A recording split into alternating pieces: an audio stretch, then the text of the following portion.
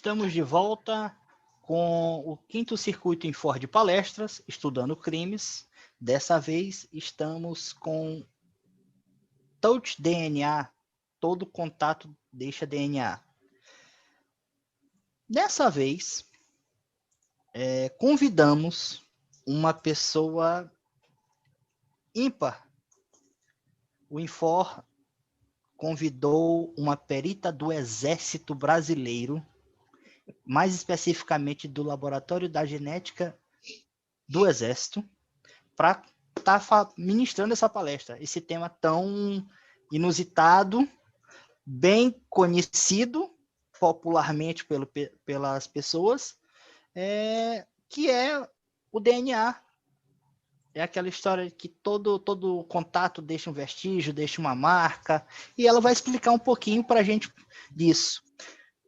Bem-vinda, doutora Tatiana Nogueira. Muito prazer tê-la aqui. Boa noite já, né?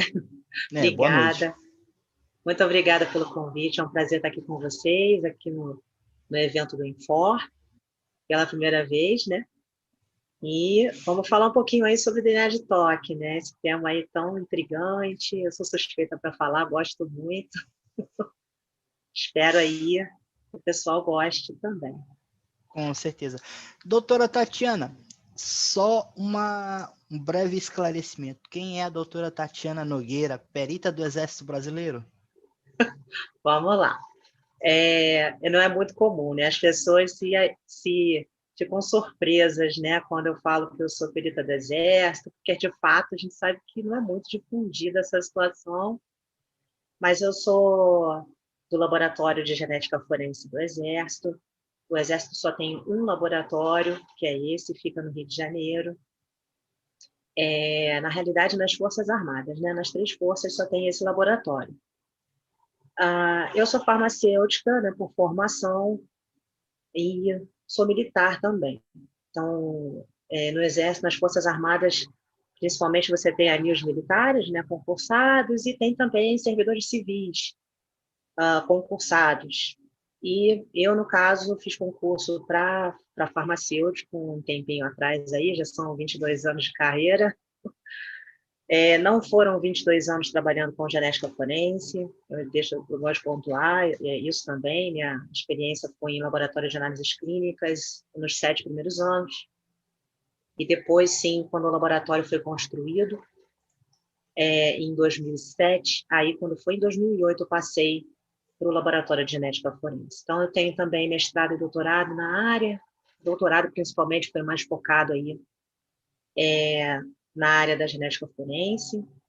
A gente também tem um banco de DNA de militares, é outra situação que também as pessoas não têm conhecimento, né? A diferença é que dentro do contexto das Forças Armadas, o banco ele não é para crime, não é um contexto criminal como nas polícias.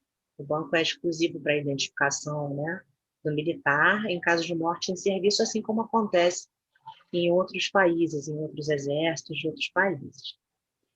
Então é isso, um pouco um breve aí, relato aí da minha caminhada.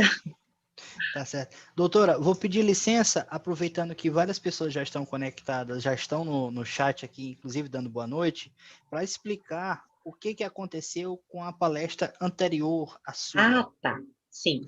O que acontece? A doutora Carmela Alencar, ela teve um problema com o provedor de internet. Não foi um problema dela, não foi um problema técnico, foi o provedor, uma coisa que fugiu totalmente ao nosso controle e dela.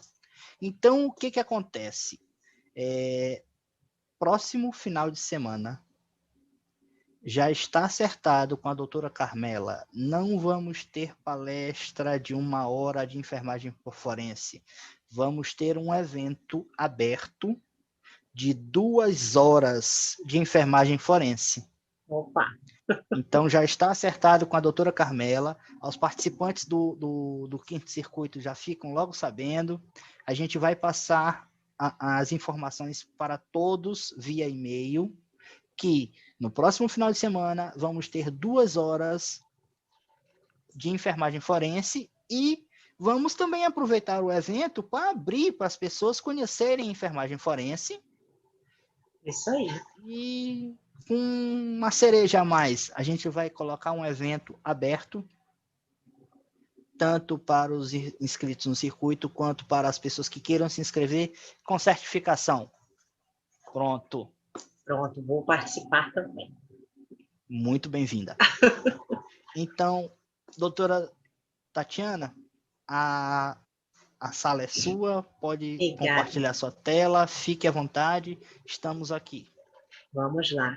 Eu tenho até às 7, né? Até às 7. Então, vamos lá.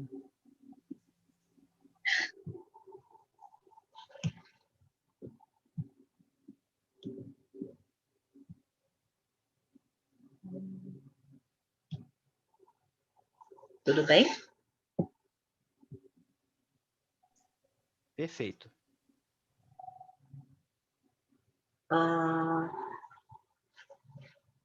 Vamos lá. Bom, então, boa noite a todos, mais uma vez. Como eu disse, né, é um prazer estar aqui. E a gente vai falar um pouquinho aí de DNA de toque, né? O título da palestra é Touch DNA. Todo contato deixa DNA. Bom, eu tenho que começar a minha fala fazendo aí uma referência a Locard, né? Não tem como não começar falando sobre ele, até porque no próprio título dessa palestra a gente já tem ali a referência de uma frase muito importante, né, que é atribuída aí a Locard. Uma variaçãozinha, todo contato deixa uma marca, deixa um traço, né, e deixa DNA. Então, a gente sabe que lá no início do século XX, quando Locard trouxe para nós aí o princípio da troca, obviamente que o DNA não estava nesse contexto, né? Afinal de contas, a gente não conhecia muito ainda, a ciência ainda não tinha muitas respostas com relação à questão genética, né? A questão do DNA, tanto que a estrutura foi descoberta somente ali em 1953, né? Como a gente sabe. E aí a ciência foi avançando, né? A gente foi ganhando mais conhecimento de toda a questão de DNA, de células, de funcionamentos, mecanismos, e quando foi em 1985, a gente tem aí dentro da linha aí de histórica de DNA, né, o primeiro caso onde foi utilizado o DNA como ferramenta aí na justiça. Nesse caso aqui foi para resolver uma situação de imigração, onde se achava que um jovem não pertencia a uma família no Reino Unido, e ele estava sob o risco de ser deportado, né? E o DNA trouxe ali, na resposta quanto ao vínculo de parentesco, de fato, ele pertencia à família. Então, essa foi a primeira aplicação do DNA no mundo, em termos de identificação, e trazendo ali a resposta do vínculo de parentesco. 2 anos depois, aí sim, nós tivemos o primeiro uso do DNA em casos criminais, com aqueles 2 casos bem emblemáticos, né, do conhecimento da maioria das pessoas, que foram 2 estupros, né, 2 jovens foram estupradas, assassinadas na Inglaterra, e aí sim, foi a primeira vez que o DNA foi utilizado para crime. E aí, embora a gente tenha muito a questão do DNA de toque, né, o touch DNA, DNA de contato, sendo falado atualmente, nos últimos anos, em 1997, 10 anos depois aí do primeiro uso do DNA no âmbito criminal, a gente já começou a ouvir falar de DNA de toque. Isso aconteceu através de uma publicação científica, uma das principais revistas mundiais aí, que é a Nature. Então, houve aí a primeira publicação de cientistas falando sobre a possibilidade de se utilizar o DNA proveniente do toque, né? O DNA, tanto que é colocado até no título do artigo, impressões digitais do DNA, né? Das próprias impressões digitais. Então, esse foi o primeiro artigo e abriu aí uma caminhada que até hoje muito ainda se estuda, muito ainda se trabalha, né? E ainda tem muita coisa para a gente conhecer sobre DNA de toque. Então, qual que é a relação aí entre o princípio da troca de Locard com o DNA, né? O princípio da troca fala sobre interação né? A interação com a cena do crime, que a gente deixa, o indivíduo deixa seus vestígios na cena e leva alguma coisa da cena em si também, né? Então, isso traz para a gente esse termo, que é a interação com a cena, interação com as superfícies de uma maneira geral. Quando a gente interage com as superfícies, a gente deixa os nossos vestígios, e nesses vestígios nós temos células, né? Essa é a nossa fonte de trabalho para DNA, porque no interior das células a gente tem DNA. Então, já que a gente está falando de DNA, é oportuno a gente lembrar, né, que nós somos um repositório de células, descamando 24 horas por dia. Essa é a relação principal, né? E dentro das nossas células, a localização principal do DNA é no interior das células. A gente tem aí 2 tipos de DNA, né? Ambos no interior da célula, tanto o DNA nuclear quanto o mitocondrial. Os dois são podem ser utilizados no âmbito criminal, sendo que muito mais a gente usa o DNA que está no interior do núcleo. E quando a gente está falando de DNA nuclear, uma outra informação importante que nos remete aí a essa questão do contato é que a gente tem uma ampla possibilidade de material para análise. Então, não importa muito a origem desse material, qual é a origem dessa célula, né? Se essa célula tem núcleo, o núcleo dessa célula tem DNA e essa informação genética ela é a mesma em qualquer célula nucleada do nosso organismo. Então, isso abre muitas possibilidades com relação a variados tipos de fontes biológicas, quando a gente interage com as superfícies e deixa esses vestígios. Então, qual seria o conceito, né, que a gente poderia dar com relação a DNA de toque? Então, a gente pode dizer de uma maneira bem direta, bem simples, que DNA de toque, eu gosto muito de falar DNA de toque, tá, gente? Mas são várias nomenclaturas aceitas aí para se referir a essa temática. Então, DNA de toque, a gente pode dizer que são quantidades mínimas de material celular que é transferido da pele do indivíduo, né? Quando ele tem contato com uma superfície, se ele toca uma superfície ou um objeto, ou ele de fato manipula determinados materiais numa cena de crime. Quando a gente fala toque, contato, manipulação, a gente está falando de qualquer situação, não é simplesmente segurar em algum material, manipular determinado material e esse material ter sido deixado na cena. Nossos vestígios, como eu estava dizendo inicialmente, né, nós somos um repositório de células descamando 24 horas por dia, isso é uma situação fisiológica, né, isso é normal. A gente pode deixar essas células, esses vestígios, se desprenderem, eles se desprendem da nossa pele, podem cair normalmente, como cílios, como fios de cabelo, pelos, né, da superfície da nossa pele. Da mesma forma como a gente também pode encostar em alguns materiais, não necessariamente segurar. A gente vai ver ao longo da apresentação que existem várias possibilidades aí de materiais que podem ser utilizados para análise, né? Então, não existe uma limitação quando a gente está falando de DNA de contato. Então, desde 1997, quando pela primeira vez, né, esse tema foi trazido aí pela comunidade científica para aplicação na investigação criminal, muitos trabalhos de pesquisa têm sido realizados, né, no intuito da gente compreender o mecanismo dessas células, que células são essas que estão presentes ali, né, nessas superfícies. Tudo isso é importante para que a gente, no final, tenha sucesso na análise do DNA. Então, um exemplo disso é um artigo aqui recente, que eu estou trazendo para vocês do ano passado, relativamente recente, né?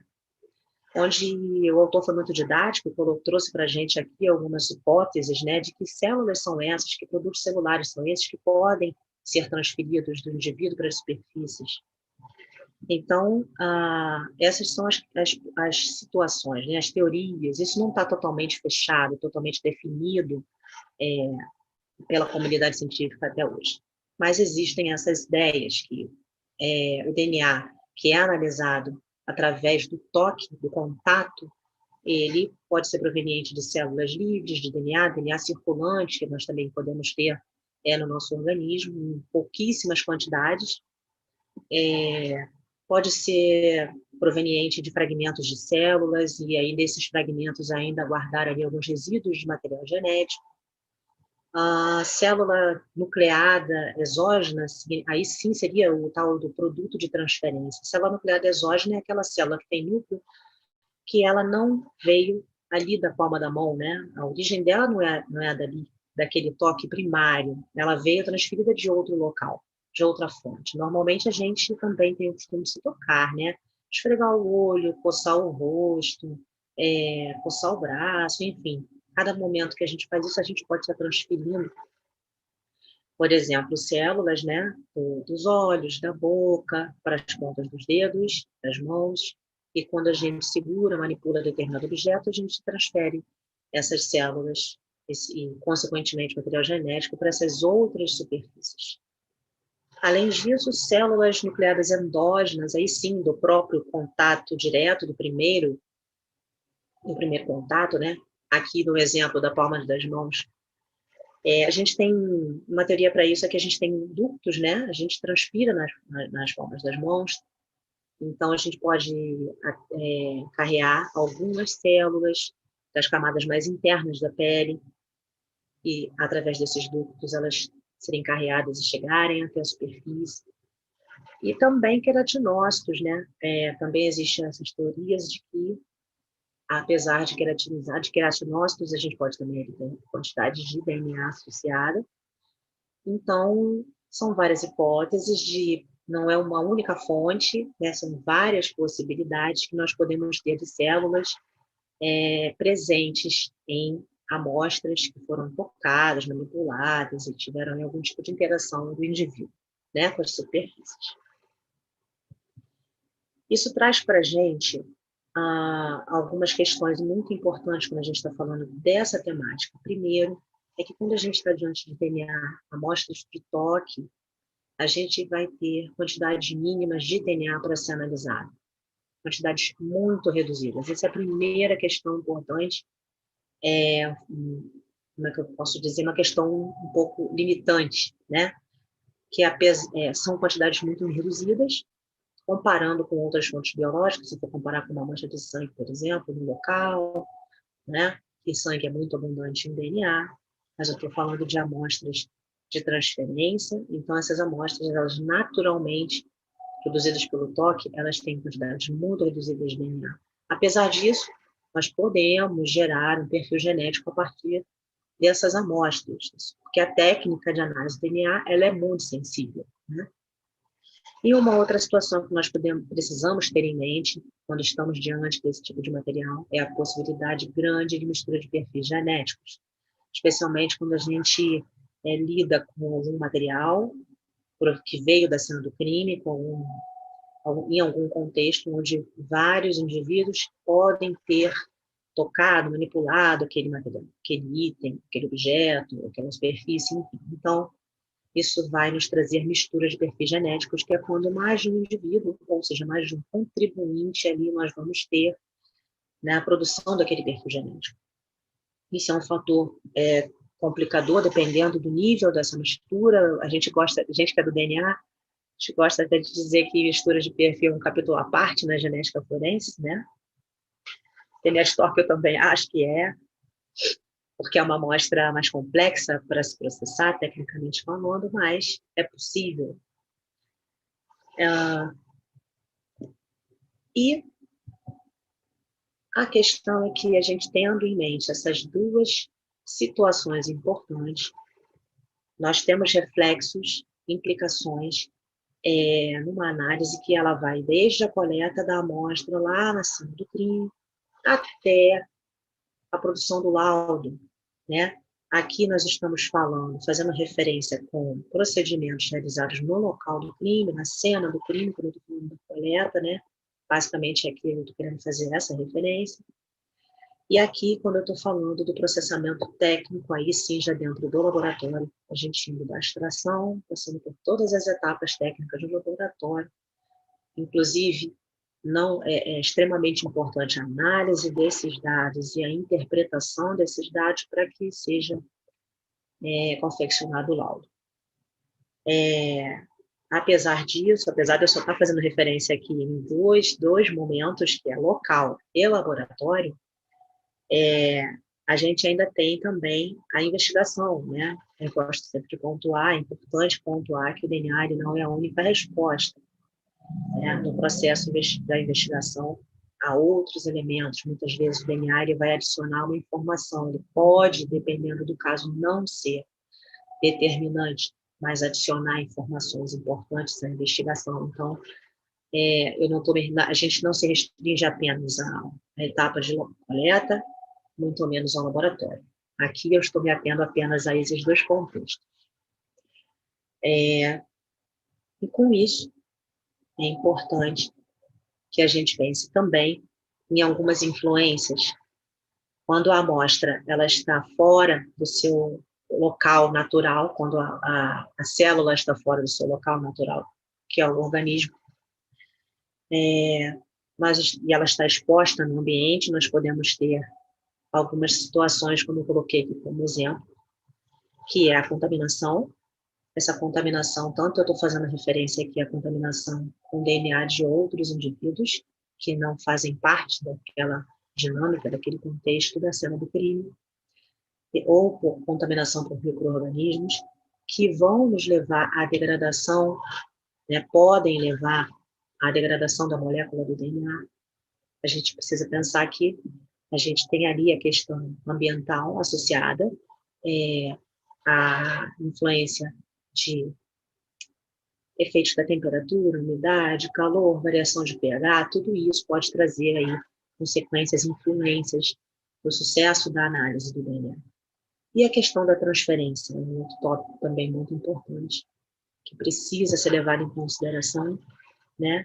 Onde a gente não tem somente, é possível não ter somente um evento de transferência de vestígios do indivíduo para as superfícies, nós podemos ter outros eventos posteriores de transferência desse vestígio. Então, é por isso que eu não estou entrando em detalhe aqui nessa palestra, mas a gente tem os eventos de transferências, elas podem ser diretas ou indiretas, que ela pode ser primária, secundária, terciária, e outras posteriores. Nós podemos transferir os vestígios diretamente das mãos, né, do nosso organismo para as mãos e para as superfícies, e se uma outra pessoa tocar nessa superfície que já possui ali vestígios de DNA, essa segunda pessoa ela pode transferir esses vestígios para uma outra superfície. E a gente vai ter mistura de perfis e outros fatores. Então, são pontos importantes que devem ser considerados quando a gente está falando de DNA de toque. Falando um pouco mais, fazendo algumas considerações aí com relação à coleta das amostras em local, existem algumas recomendações. Essa daqui eu acho muito interessante, porque ela coloca para a gente uma ordem, uma sugestão de uma ordem de retirada desses vestígios da cena, começando aqui pelas amostras de toque. Se o perito está na cena e observa e tem a percepção de que há ali vestígios importantes daquela dinâmica, que podem ser analisados através do DNA, e são amostras provenientes do toque, ele precisa privilegiar esse tipo de material, por ser uma amostra mais sensível, sujeita aí a contaminação, especialmente por DNA exógeno também, como eu estava explicando antes. Então, amostras que foram tocadas ali, aqui tem alguns exemplos, armamentos, roupas deixadas no local, né, qualquer coisa que tenha tido contato com a pele. Então, essas amostras, seria uma recomendação aí técnica para que elas fossem primeiro retiradas da cena, coletadas em primeiro lugar. Em segunda ordem, máscaras, tecidos, né, o que teve contato ali mais íntimo, vamos dizer assim, com saliva, nariz, boca, isso porque a gente vai acabar tendo uma concentração de células maior nesse tipo de amostra. Então, ela acaba recebendo aí uma segunda ordem de retirada do local, né, de coleta.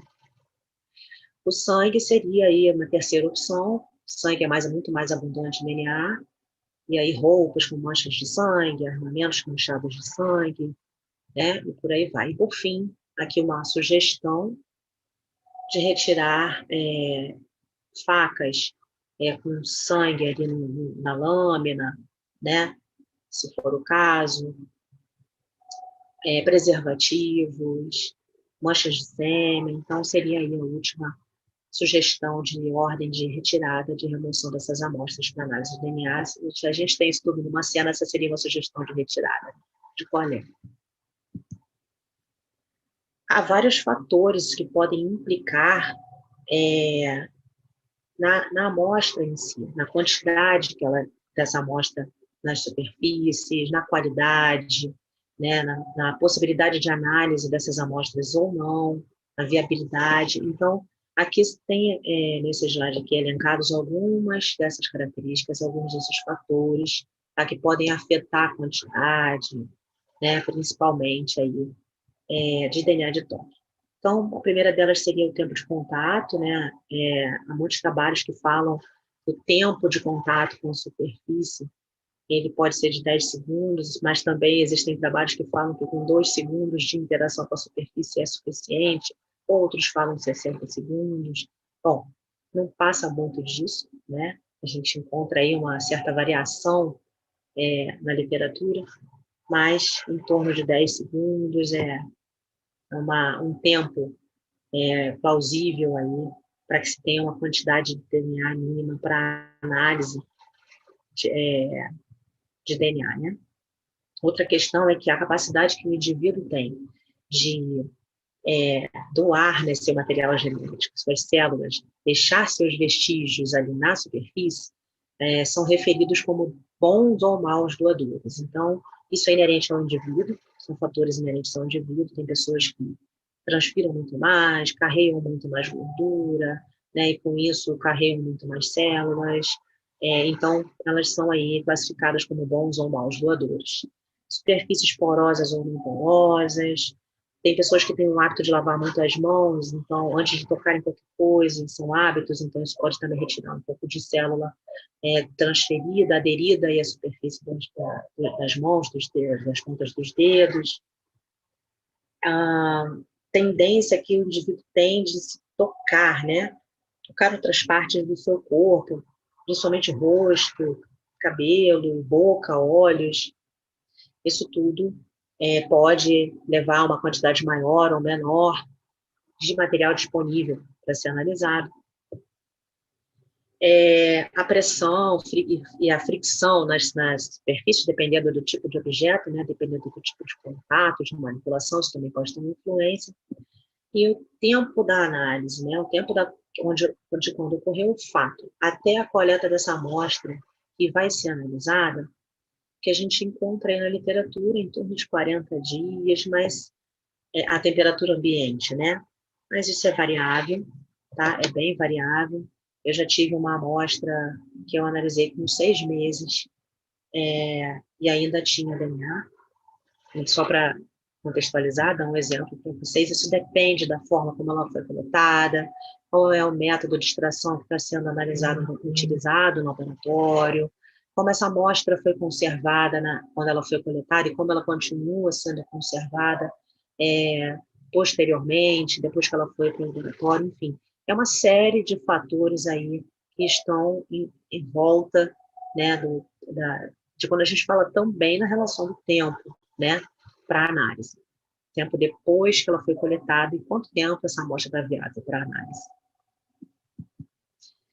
Tem algumas situações aí que não são muito favoráveis, né, para análise de DNA de toque. Então, a gente tem aí a questão da degradação, quando a gente sabe que a amostra, a gente tem já essa informação, através da coleta, né, que essa amostra, ou ela, às vezes é muito visível, às vezes já é visível para nós, né, se essa amostra ficou muito úmida, por exemplo, foi conservada úmida, e mantida dessa forma por um tempo prolongado, a probabilidade da gente de se desenvolver, de proliferar micro-organismos, né, nessa amostra vai ser muito grande. E, como eu falei antes, vai ter degradação do DNA. Então, essa é uma amostra que não é recomendada, a gente sabe que é possível de não ser viável para DNA. amostras que foram expostas a condições extremas, né, mal condicionadas, aqui alguns exemplos, meses e anos, superfícies limpas, que tenham sido lavadas ou limpas, então são alguns exemplos aqui de situações, e objetos que possam ter sido tocados por um grande número de pessoas. Isso também é um fator aí que, dependendo da situação, é inviável a gente tentar uma análise, né?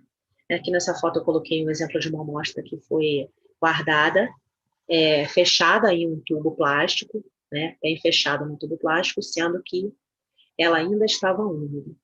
Então, essa amostra chegou para o laboratório, ela já tinha passado uns 20 dias, mais ou menos, se eu não me engano, da coleta.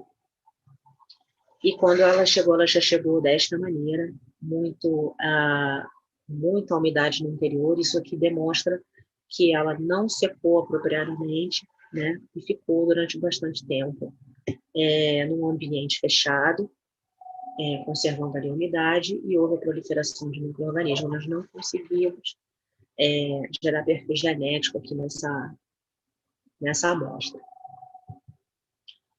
Trago aqui algumas fotos agora para a gente ter uma noção mais prática, né, do que a gente está falando de toque, quais são algumas possibilidades. Então, roupas é uma situação bem comum para esse tipo de amostra, aonde eu coloquei aqui algumas demarcações, numa camisa, por exemplo, onde a gente pode utilizar como fonte para DNA.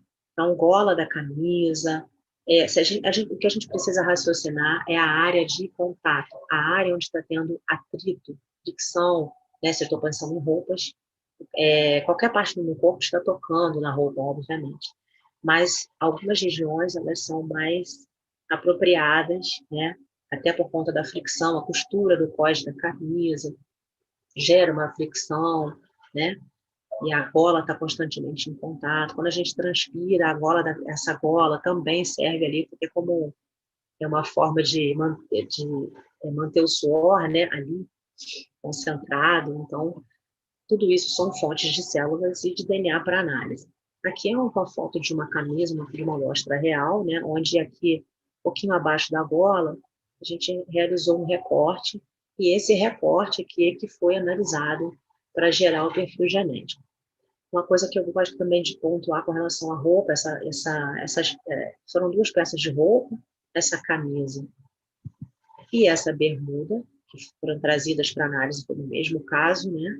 Que eu gosto de pontuar com relação à roupa é que a questão é que existem as trocas de roupa, né? O indivíduo, ao cometer um crime, ele tem essa questão, né? Ele troca muito de roupa, então essa camisa aqui, ela tinha mistura de perfil genético, tá?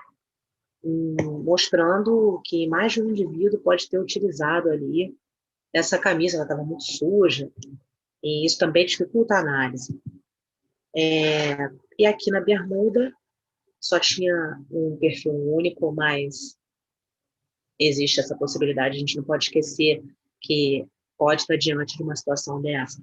Um local bom aqui para retirada de material para análise, que não pode ser um exemplo, né? Um recorte também feito aqui no pós, mesma situação, né? Atrito com a pele ali, constantemente, isso tudo te faz desprender células, é fonte para a gente analisar. Outros exemplos aqui, outras fotos diferentes, isso aqui é um levantador articulado, essa amostra, essa impressão digital foi coletada, foi revelada e coletada em cena.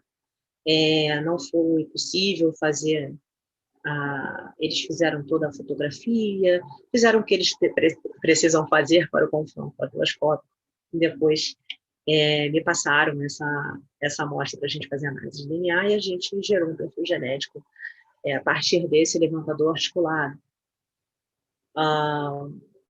Outra amostra diferente, isso aqui é um bisturi, né?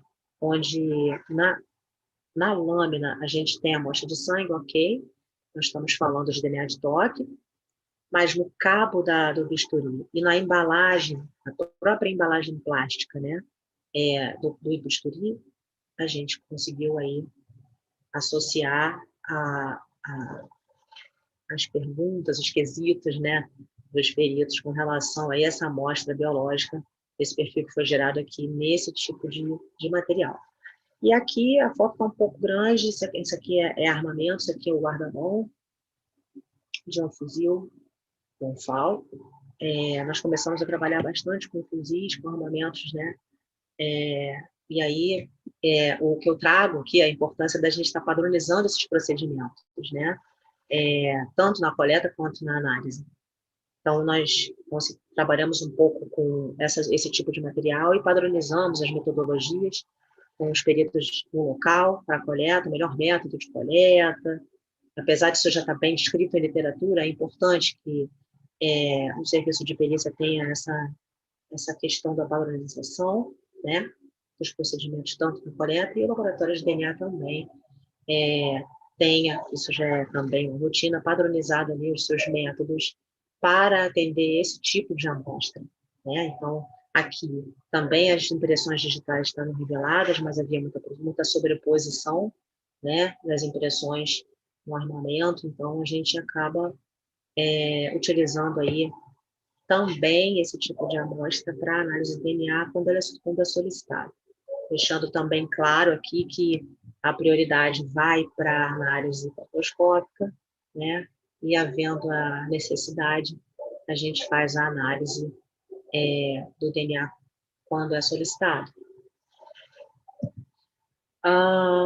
Falando sobre as técnicas de coleta, um resumo básico é que a gente tem vários métodos para fazer coletas de DNA de toque, mas principalmente as técnicas, né, mais empregadas aí são as coletas com suave, a maioria dos vestígios são coletados com suave, ou por fita adesiva, né, levantamento aí por fita adesiva, e por corte, dependendo do material.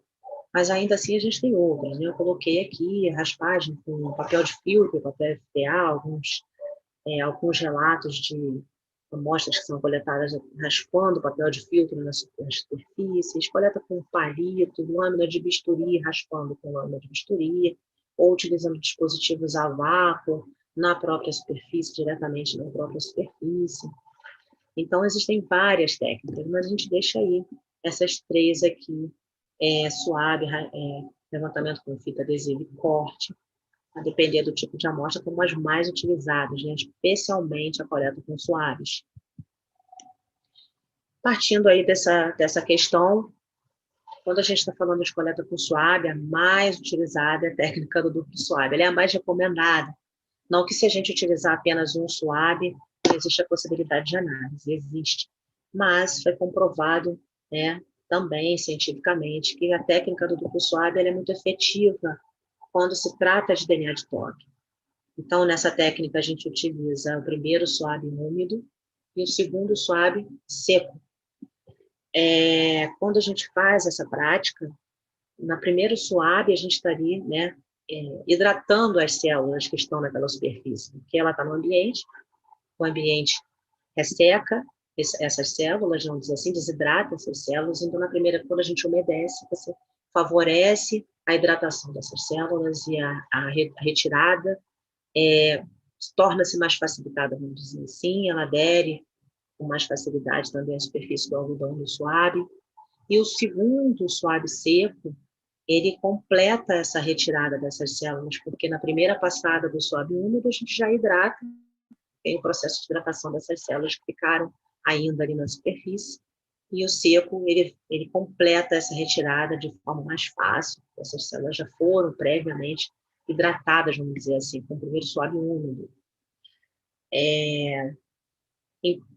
Os dois suaves são processados, e aí a gente tem uma retirada muito maior de material, que já é pouco, por isso que a gente precisa pensar nisso, né? Já é muito pouco. Então, é uma situação técnica onde a gente propicia uma quantidade um pouco maior, né? Daquilo que já é pouco. E quais são aí os veículos que são utilizados para a gente umedecer esses suaves? Então, normalmente, a gente utiliza água destilada estéril, né? É o que é mais utilizado para umedecer o primeiro suave. É possível utilizar também soro fisiológico estéril, né? A salina, ela tem ali concentrações ideais para manter a integridade celular, conservar as características celulares, consequentemente do DNA. Então, também é possível utilizar soro fisiológico.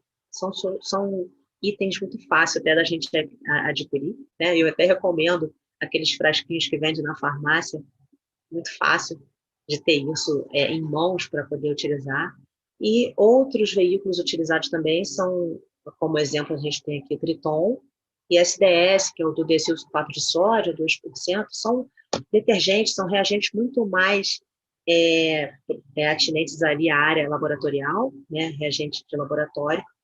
Então, como até uma situação mais fácil da gente utilizar de veículos para umedecer o suave seria aí a água destilada, que é largamente recomendada e utilizada na prática, e uma segunda opção também seria a salina 0,9%, ambos estéreis, tá? Para fazer essa coleta é muito simples, não tem complicações na técnica de coleta.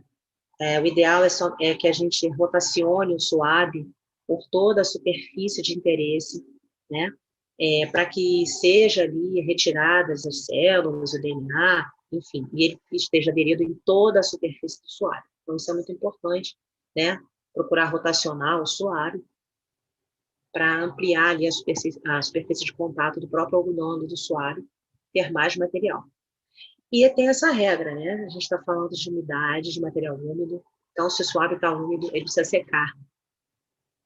Isso é importantíssimo para a conservação do material, até pela foto que eu mostrei antes, né? Com relação à conservação. O suave de algodão, que é o que a gente mais utiliza em local de crime, ele é muito denso internamente. Então, o que acontece é que se esse suave está úmido, com a amostra biológica que foi coletada, ele leva um tempo para secar. E esse tempo de secagem vai depender de uma série de questões. Vai depender do ambiente, né? Se o ambiente está muito úmido, por si só, né? A questão do calor.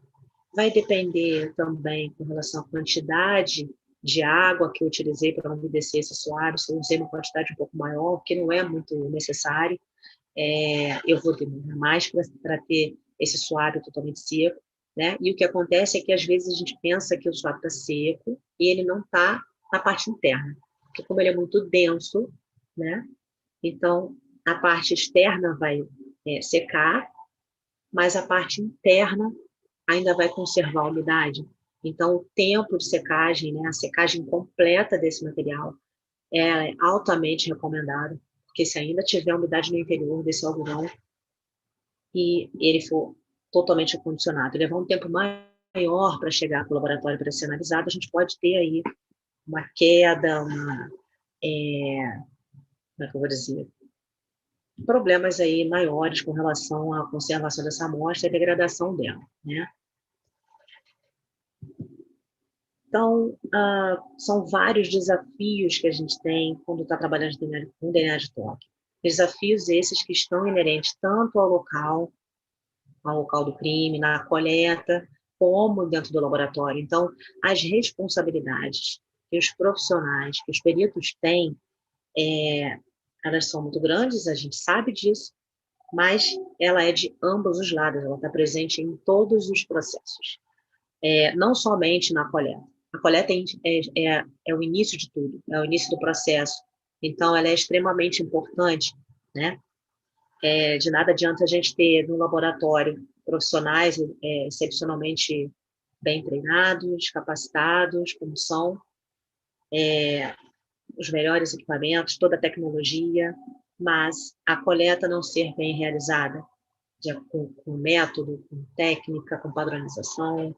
Da mesma forma, também não adianta essa primeira etapa ser feita de forma totalmente adequada, seguindo todos esses padrões, e dentro do laboratório, não haver também o devido cuidado com relação a esses padrões, como o uso dos EPIs, né? Então, o que eu quero deixar de mensagem aqui com esse slide é exatamente isso, que as responsabilidades elas estão em equilíbrio ali, tanto de um lado quanto do outro. Numa cena de crime, o perito que está no local, ele tem ali ainda aquela questão importante, que é a da observação, né? Ele quando está fazendo a cena e observar que existem objetos materiais que podem trazer alguma resposta, podem ter alguma relação com o crime em si, e haver a necessidade da coleta daquele material. Então, essa observação do perito no local, ela é extremamente importante. E aí, a partir do momento que ele tem esse reconhecimento ali do local, que existem materiais que podem ser utilizados para DNA de toque, para análise, ele vai precisar ter todo um critério, um cuidado, né, para tratar esse tipo de vestígio. E no laboratório é a mesma situação. O laboratório precisa ter estrutura para trabalhar com amostras escassas, porque essas amostras são muito reduzidas. Da mesma forma, tem muita situação técnica que já avançou demais. A gente tem kits muito sensíveis para análise de DNA. A questão uma etapa muito sensível em DNA de toque no laboratório é o processo de extração, a técnica adequada que é utilizada para a extração, existem métodos mais adequados para esse tipo de material, a quantificação do DNA, que é uma etapa extremamente importante, a gente não fala em fazer a análise sem saber quanto tem ali, né? Então, são várias questões aí relacionadas quando a gente está falando dessa temática, né? E por que isso? Porque a gente pode não ter a ciência de onde veio essa contaminação. Se eu estiver falando de contaminação com outro DNA, por exemplo, que DNA, aquele vestígio foi contaminado, havia uma mistura de perfil genético, né? Digamos, lá na análise do laboratório. E foi um DNA não intencionalmente colocado ali, né? Acidentalmente houve a mistura daquele perfil. De onde veio isso? A gente pode não saber exatamente de onde veio, isso foi antes ou foi depois do fato, né? Como eu coloquei aqui. Então, isso foi ali na cena introduzido, na própria cena, por não ter havido ali uma restrição de acesso adequada. Isso foi porque algum profissional não usou a luva adequadamente, ou um outro EPI, ou foi o pessoal do laboratório, né? Onde veio? De onde veio? Se foi uma contaminação introduzida não intencionalmente por DNA, ela veio da onde? Então, é a primeira coisa que a gente precisa pensar e seguir adequadamente os padrões técnicos, especialmente os dos EPIs, né? Como já é sabido, aqui é apenas um reforço dessa questão. Com relação a algumas soluções, né, que são colocadas, seria, como a gente já sabe, acesso limitado, não falar sobre a evidência da importância de estar usando máscaras, né, máscara, touca, enfim. A gente sabe que existe aqui, né, a situação de usar o macacão, ao mesmo tempo a gente sabe que esse macacão, dependendo do clima, ele é extremamente desconfortante, né? Enfim, então são várias situações que devem ser analisadas, mas é importante que a gente tenha essa questão do EPI em mente, porque a gente pode, de fato, às vezes o profissional pode não imaginar, né? A gente não pensa, mas eu não estou, como que eu vou misturar? Como que eu vou ter essa possibilidade? Essa possibilidade é real, a técnica é extremamente sensível e a gente consegue detectar isso nos perfis, na análise, né, no laboratório. A troca de luvas ao manipular evidências diferentes é importante, porque a gente também pode fazer essa transferência de células na própria superfície externa da luva. Não tocar em áreas que podem conter amostras para análise de DNA. Tocar sem um propósito, né? Sem um objetivo já direto da coleta, naquele vestígio, naquele local. Uma situação que também é apontada, não é uma realidade muito aqui nossa, mas é interessante, eu achei interessante falar, o uso de pincéis, quando você está falando de revelação de impressões, descartáveis. Lá fora isso é uma realidade, é uma rotina, né? A gente aqui é caro, né? A gente usa pincéis descartáveis, livres de DNA humano, porque já foi também colocada, comprovada, a possibilidade de você transferir nas cerdas dos pincéis células de uma evidência para outra. Então, por isso que também é levantada essa questão de utilização de pincéis descartáveis, mas eu sei que é complexo. Limpar todo e qualquer material, ferramenta que é utilizado aí para fazer a coleta dessas evidências. Aqui eu estou fazendo referência muito mais se você, por exemplo, utilizar um material de corte, uma lâmina de bisturi. A lâmina de bisturi ela pode ser descartável, né? Ela vende em embalagens individuais, ela pode ser utilizada descartável, mas estiletes, tesouras são itens que a gente não descarta, né, assim, ao uso, e então é importante fazer a descontaminação desses materiais, caso haja necessidade de utilizá-los novamente para coletar a evidência. Bom, finalizando, eu trouxe 2 exemplos, então, de casos da nossa realidade, lá no nosso âmbito, nossa realidade, nossa demanda é totalmente diferente, muitas vezes é bem diferente do âmbito das polícias. Esse caso aqui foi um caso de suicídio, então um cadáver foi encontrado no interior de uma unidade e nós recebemos para análise, junto ao cadáver haviam 2 seringas e uma ampola de medicamento, né, de um anestésico, que é o citrato de fentanilo, né? E nós recebemos, então, esse frasco, essa ampola quebrada.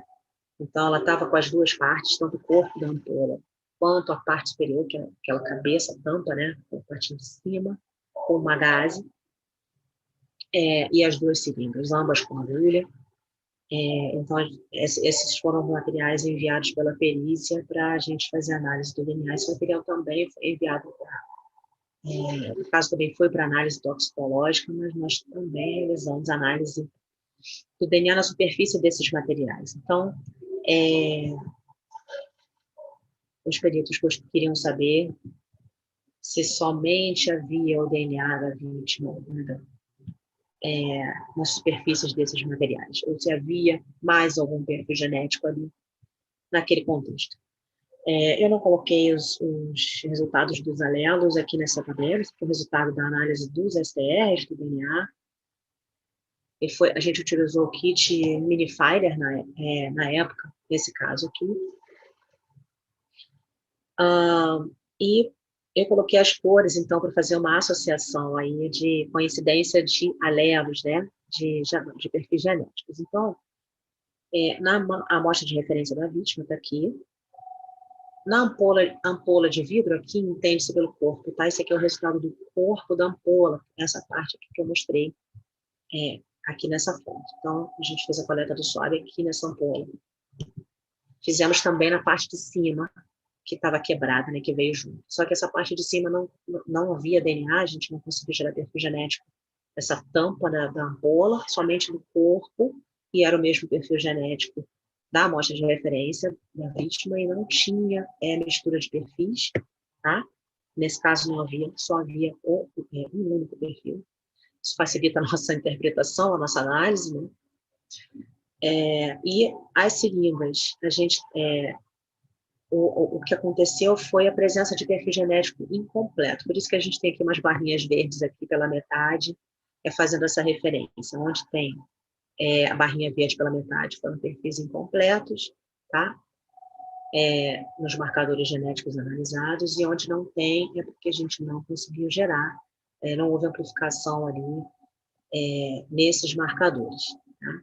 Então, perfis incompletos aqui na seringa, então, pontuando aqui, seringa superfície de plástico, né?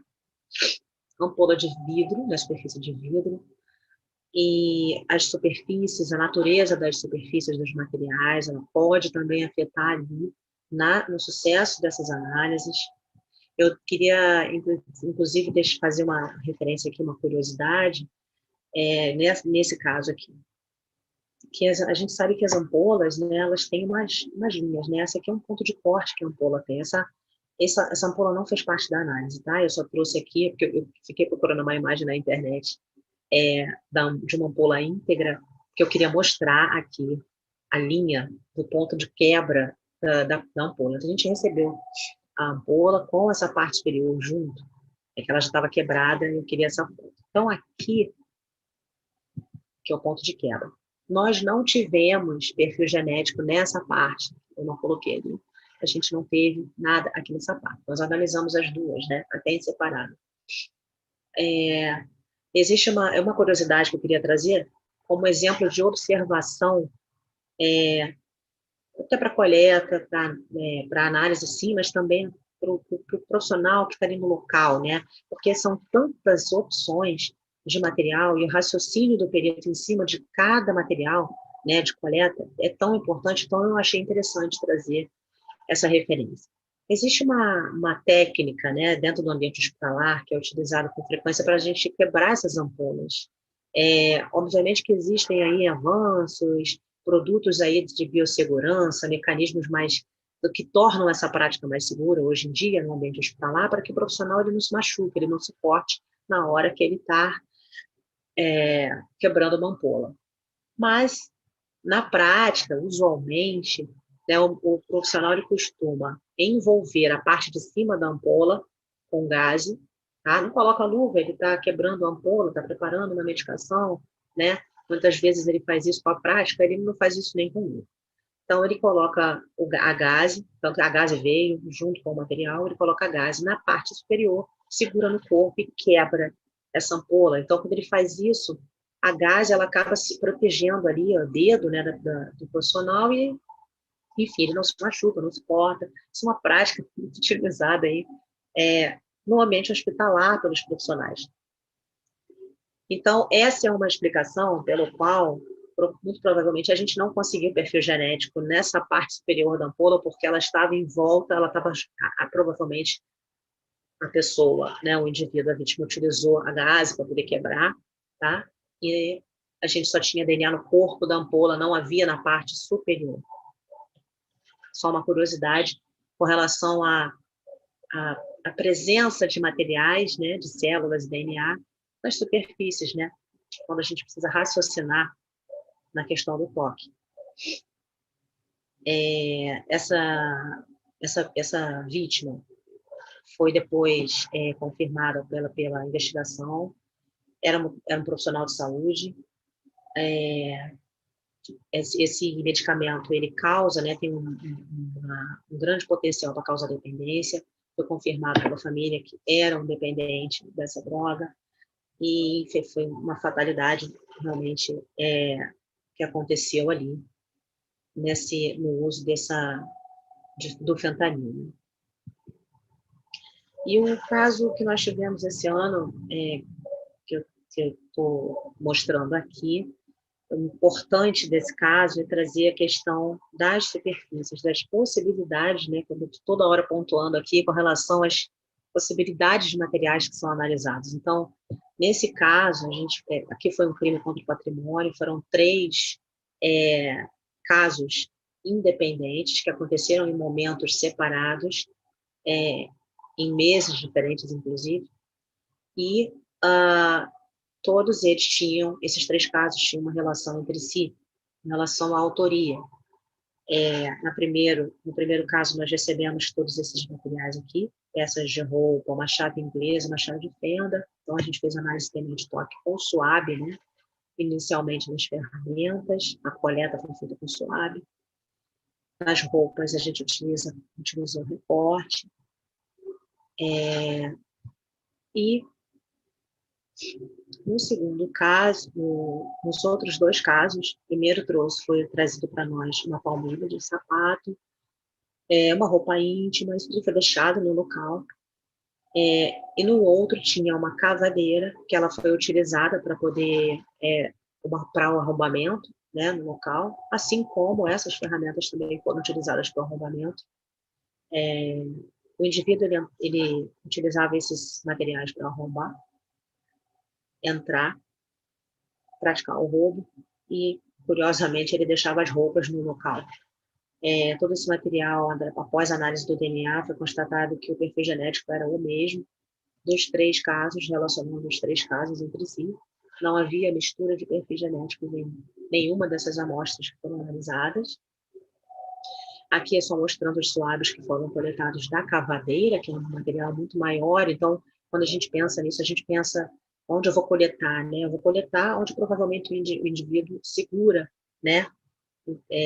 Naquele material. Está aí o raciocínio do perito na hora da coleta. Então, naquela superfície, a cavadeira é um material com uma superfície de contato muito grande, então a gente precisa raciocinar em cima. Às vezes até pode ser necessário coletar mais de um suave da mesma, e não só um úmido ou seco, pode coletar mais do que isso, não tem problema, devido à superfície grande de contato do material que você está utilizando para fazer a coleta. Então, nesse caso, a gente não tinha amostra do suspeito, somente essa coincidência de perfis nos 3 casos, mas a investigação avançando conseguiu chegar a um suspeito e chegou até a família, e a mãe ele tem uma mãe, né? A gente não, até a última notícia que eu tive desse caso, ele ainda estava foragido. E a mãe aceitou doar o material dela para análise, e o perfil genético dela foi compatível. Metade do DNA das peças analisadas dos 3 casos, metade do perfil genético foi compatível com o perfil genético da mãe, né, dessa senhora que compareceu para fazer a doação voluntária do seu material genético. Com isso, a gente fez também a análise do DNA mitocondrial desses materiais e conseguiu encontrar ali a mesma sequência de DNA mitocondrial nas ferramentas, nos materiais analisados, né? E em comparação com a amostra de referência da mãe. E aí a gente chegou aí à determinação dessa autoria através dessas amostras. Por fim, eu deixo aqui algumas considerações com relação ao DNA de toque em si, né? A esse tema, que é extremamente importante, é uma amostra que está muito presente, está totalmente inserida, presente nas cenas de crime, de uma maneira geral. Então, como pontos positivos, vamos dizer assim, como vantagens, né?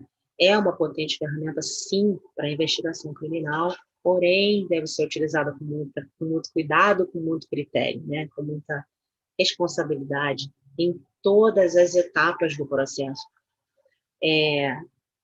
Dependendo da situação, ele pode ser determinante, pode ser conclusivo, mas em outras ele vai apontar caminhos, né? Ele vai adicionar informações importantes na investigação. Outra questão positiva é que a gente tem aí a possibilidade de ampliar os vestígios que a gente pode analisar numa cena, né? Especialmente os vestígios latentes, provenientes ali do toque, quando não é possível fazer um confronto papiloscópico, né, de alguma impressão digital, ou porque ela está arrastada, ou porque não tinha os pontos característicos suficientes, enfim, seja lá qual for o motivo, aquele fragmento era insuficiente, é uma possibilidade de análise para DNA, caso não seja possível fazer pela papiloscopia. E a sensibilidade da técnica, que é importante a gente deixar também essa questão, né? Só que essa sensibilidade, apesar de alta da técnica de análise de DNA, é exatamente por isso que ela precisa ser usada com critério, né? Para que a gente não introduza informações naquele laudo, naquela cena, que não fazem parte daquela realidade. Isso tudo, todo esse contexto merece a nossa atenção enquanto peritos, enquanto profissionais. Maior critério, aí como pontos negativos, né, como desvantagens, seria porque a gente vai ter que ter um maior critério, além dos que nós já temos, quando estamos em local, coletando vestígios, porque a possibilidade ela é grande de contaminação, degradação e de mistura de materiais, de materiais genéticos. A análise técnica ela é mais complexa do que uma amostra íntegra, do que uma amostra de sangue, do que uma amostra de sêmen, devido a tudo isso que a gente está discutindo aqui. E é importante que o laboratório, não só o laboratório, a coleta, a parte da coleta também, estabeleça os seus critérios, as padronizações das metodologias e que esse processo possa ser acompanhado, né, para que a gente tenha o controle e possa liberar laudos com maior confiança desse tipo de material e que erros não aconteçam. Então, era isso que eu acho que eu já terminei, que eu tinha para passar para vocês. Espero que eu tenha atendido aí as expectativas de todos. E eu estou aí à disposição, até aqui os meus contatos, perfil do Instagram, e-mail, canal, grupo de Telegram, e eu estou à disposição de vocês. Aí, caso tenham alguma pergunta, mais uma vez, obrigada. Obrigada, Marco, pelo convite. Nós que agradecemos, doutora, mais uma vez a sua participação. E a gente tem umas perguntas aqui. Vamos lá. Inclusive, uma delas é do Alisson Ferreira, que foi nosso palestrante de ontem, perito criminal aqui do Maranhão. Ele está querendo saber a seguinte coisa: se é mais comum o recebimento de objetos em si ou de coletores com amostra para análise dos perfis genéticos? Olha, Alisson, isso varia tanto no meu âmbito, tá? No meu âmbito, dentro do Exército, o que eu mais recebo são os materiais em si, tá? Para que eu faça a coleta. Mas eu sei que no âmbito das polícias existe uma diferença, eu não posso afirmar categoricamente, tá? Porque eu não estou dentro do ambiente das polícias, mas eu tenho conhecimento de que existe diferença e de que há algumas recomendações para que essa amostra chegue já coletada através dos SUARs. Isso é uma situação que ela pode ser ajustada tranquilamente, né? É uma recomendação que eu faço porque foi isso que eu fiz dentro do âmbito militar.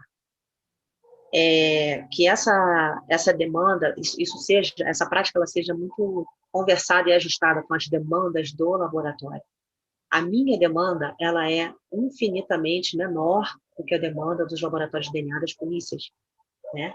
Então, eu posso, até uma situação confortável para mim, eu recebo as amostras e fazer essa coleta no laboratório. Embora a gente tenha treinamentos frequentes dentro do Exército, para que o perito militar faça a coleta desses vestígios, desses suaves, no próprio local. Existe uma vantagem também de fazer a coleta no próprio local, né? Porque o tempo é importante, como eu falei, são amostras mais frágeis, né? É importante que a gente não perca essa oportunidade de ter a amostra conservada pelo fator tempo. Então, se você já coleta essa amostra no local e já cuida da conservação dela, afastar a umidade, deixar ela secar completamente, para depois sim ela ser embalada, condicionada, lacrada e tudo mais. E aí você fica mais tranquilo, né? Essa amostra pode ser conservada tranquilamente à temperatura ambiente, e aí pode levar até mais tempo. Mas ela já foi retirada do ambiente, sabe? E já deixou de estar exposta a outros fatores que possam levar à sua degradação. Então, eu até recomendo, tanto faz. A gente tem que guardar as devidas proporções, né? E ajustar aí essas padronizações. Você vai ser coletado no local, tem algumas implicações, e você vai ser coletado no laboratório. Essa amostra deveria ser levada o mais rápido possível para o laboratório para ser coletada. Eu consigo ter, em alguns momentos, a amostra vem logo, para que eu colete no próprio laboratório. Certo. E a Darli Cutrim pergunta a seguinte coisa: se no caso da coleta de DNA das Forças Armadas, se é colocado num banco de perfil, num banco de DNA, e esse banco de DNA, se ele também é repassado para a esfera civil. Então, não. Quer dizer, vamos lá. Primeira parte da pergunta, né? Se essas amostras, Tipo elas são... CODES. Tipo um CODES, A gente tem um banco de dados, sim. Não é um CODES, é um outro banco de dados. Na realidade, o nosso banco de dados, ele é um sistema que foi desenvolvido pela Universidade Federal de Alagoas, pela equipe do professor Luiz Antônio, inclusive, isso é a equipe lá de bioinformática, e ele foi totalmente desenhado, vamos dizer assim, para a nossa realidade, né, do âmbito, dali do nosso âmbito militar. Esse sistema Esse software, foi inicialmente desenhado para análise de pessoas desaparecidas e foi remodelado para a nossa necessidade de identificação do público militar. Como eu tinha falado inicialmente, a finalidade do nosso banco não é criminal. A finalidade não é a identificação criminal, é a identificação humana, a identificação civil. Identificar o militar, caso haja necessidade, em caso de morte em serviço, quando não for possível fazer a identificação desse militar pelos processos convencionais de identificação, né? Então, você tem ali a amostra do próprio militar para proceder fazer esse processo de identificação. O que acontece... Bom, então, ele não é... A primeira coisa é a finalidade, ele não é para crime. Então, o que a gente coleta em cena são 2 cenários completamente diferentes, né? Um é o banco para identificação, ou seja, os militares da instituição doam as suas amostras. Existem alguns critérios para a doação dessa amostra, para que ela seja inserida nesse banco. E o outro cenário é a questão criminal, a questão das investigações criminais, da perícia criminal militar, e a gente também recebe as amostras dos locais, faz a análise, e esses sistemas não conversam, sabe? A gente não tem ali a questão criminal inserida aqui nesse, né? E nós nunca tivemos, o banco de identificação do militar, daquele militar que faz parte da instituição, precisa estar ali, né, por conta da identificação em si, que não é criminal. Essas amostras aqui, digamos, eu não sei se a pergunta foi essa, se essa amostra, um militar desse cometeu um crime, se esse perfil dele, ele é disponibilizado para o âmbito civil. Na realidade, não é disponibilizado, e nem o de cá, né? Para que isso seja disponibilizado, é necessário uma ordem judicial, a gente sabe disso, na legislação militar não há a disponibilização disso. Aliás, isso é uma prática, inclusive, nos outros países. Um exemplo que a gente tem maior é o Banco de DNA das Forças Armadas nos Estados Unidos, que trabalha da mesma maneira, inclusive, né? Para que um perfil genético do banco militar, que tem uma finalidade diferenciada do banco criminal, seja disponibilizado para o âmbito civil, é necessário uma ordem judicial, e essa ordem precisa ser proveniente de um juiz federal ou de um juiz militar. Então, esse é o conhecimento que a gente tem, inclusive, nesses outros países, né, pelas suas legislações. Eu falei muito, não sei se eu consegui responder a pergunta. Com certeza. Doutora, a gente só tem a agradecer por participar da nossa 5ª edição, que esse ano foi online.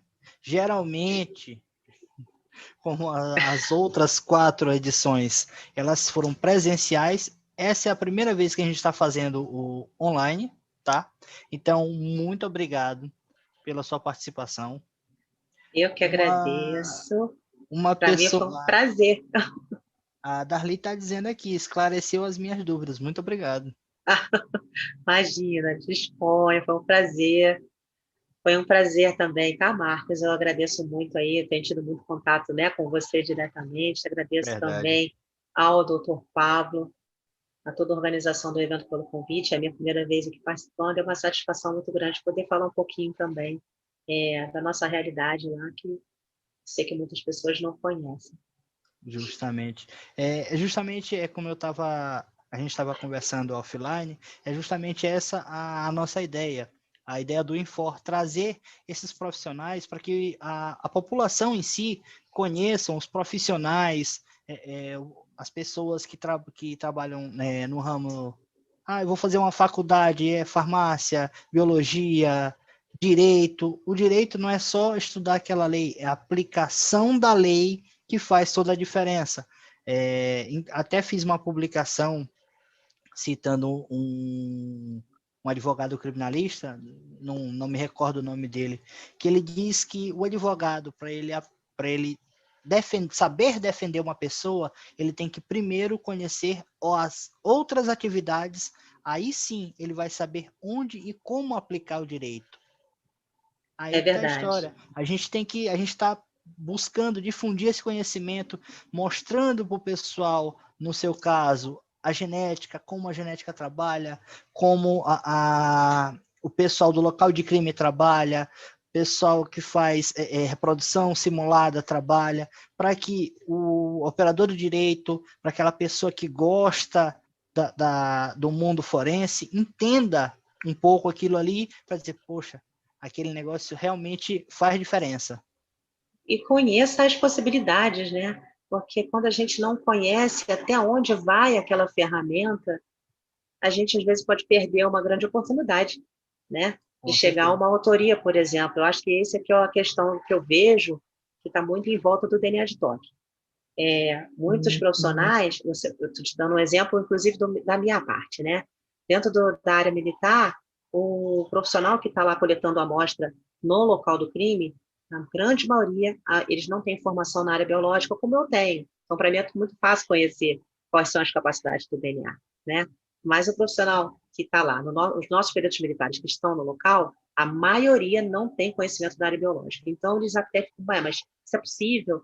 Hoje em dia, eu recebo amostras muito mais bem coletadas, vamos dizer assim, tecnicamente, que estão gerando, estão nos dando muito mais possibilidade de gerar perfis satisfatórios e úteis, né, para a investigação, do que no início do processo.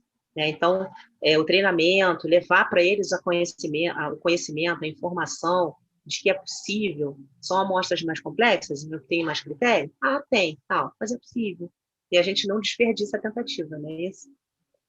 Se a Tá gente puder certo. analisar, Com certeza. podemos chegar a alguma resposta. Então é isso. Foi um grande prazer também para mim estar aqui, participar Muito do evento. obrigado, doutora, mais uma vez. Uma Até a boa noite próxima. para todos.